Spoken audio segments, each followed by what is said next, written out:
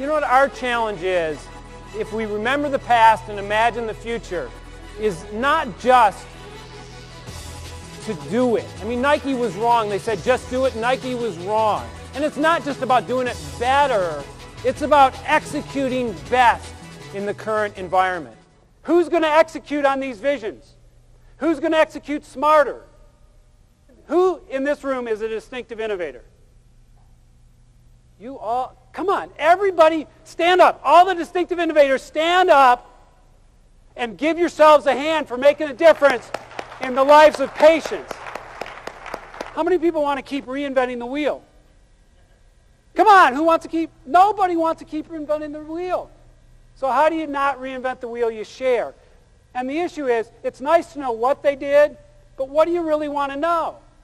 How? And maybe even a 5-minute video clip or a 3-minute video clip of her talking about it. Oh, we don't have to see Kelly, but maybe just hearing her audio. Wouldn't it be nice to hear her talk about 3 minutes or 5 minutes? It doesn't take an hour. You don't have to schedule it. And how about if that's up on a website? So all these innovations were on a website, a little audio clip, and I call it, this is a technical term, get your pencils out. Stuff. I want Kelly's stuff. I want her policies, her procedures, her education material, because you know what? I want to be able to do the same thing, but perhaps quicker. I want to do it in 3 hours because I modified her 20 hours worth of work. That's collaboration. That's sharing. What's interesting about Kaiser's initiative is that they understand with escalating healthcare costs and declining reimbursements that they need an imperative bigger than their Y2K effort to go online to cut their costs. And from the first 100,000 members, we have some impressive results. We have 11% savings in visits to the doctor's office.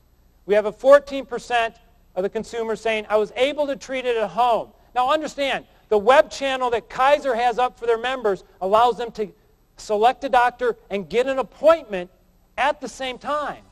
Not through email, but through real-time access to the appointment system. eFuturist Douglas Goldstein generates hundreds of innovative and practical ideas to grow your organization with an energizing, empowering, educational, and entertaining program. Patients today assume that they're getting the most current information at the point of care.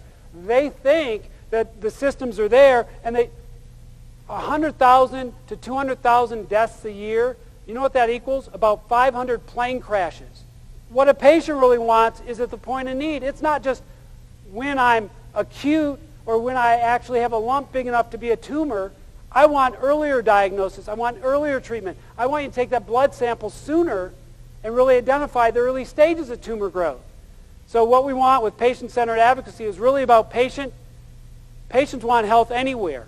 What's the 1 or 2 things out of the 10 problems that you think could be causing the inversion that have to be fixed? What's the 1 or 2 that will get you 80% of the improvement that you want?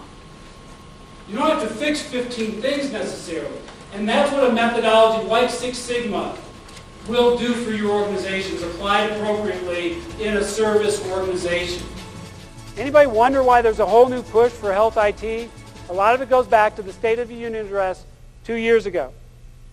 President Bush said, by computerizing health records, we can avoid dangerous medical mistakes, reduce costs, and improve care. I would propose that an electronic medical record for every American with a personal health record-facing version is a disruptive innovation.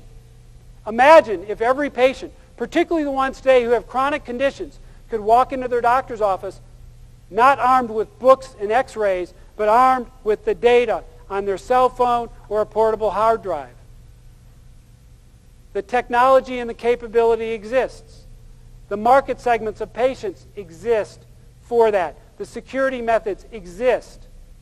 I believe Americans taking ownership of their own health records changes the paradigm. It moves it from what a provider-centric system to where the consumer is at the center. If I control my medical information, I think the consumer is going to make better decisions. I think they're going to go out and interact with their doctors in a collaborative fashion. And I think that that's going to make a huge difference with the entire delivery system of medicine. Now, we have a lot of challenges and barriers that we talked about in terms of getting there, but healthcare deserves to be consumer-centric. Your distinctive innovation and your leadership is really going to make the difference in supporting people, our loved ones, our friends, our families, our customers, our patients, to be healthier.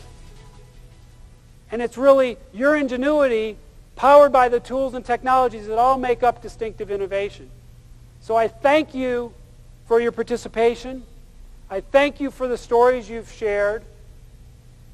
And I look forward to next year, your experts from the membership being up here and talking about how they did it, and then we can just click on the website and see their tools and their resources so that you can go forth and stop reinventing the wheel. Thank you.